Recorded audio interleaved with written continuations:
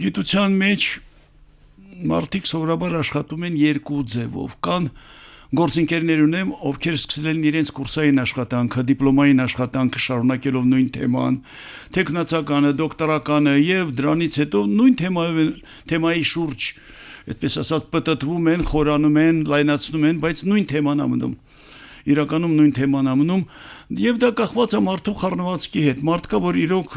շատ մեծ հաջողությունների է հասնում շատ մեծ բացահայտումներ է անում լինելով աշխատելով նույն ոլորտում ինձ մոտ դա այդպես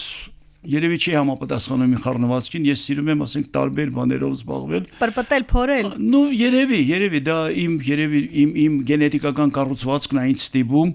ուղղակի ոչ թե հաղորդում ստիպում եւ այդ երևի դրա տակ այդ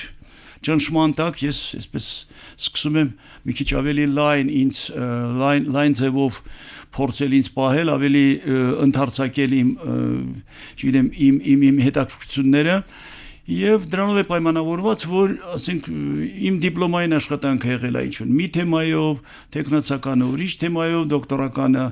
մի այլ թեմայով դոկտորականից հետո աշխատել եմ մի քիչ էլի շարունակելով դոկտորականի բայց արդեն հեսա մոտ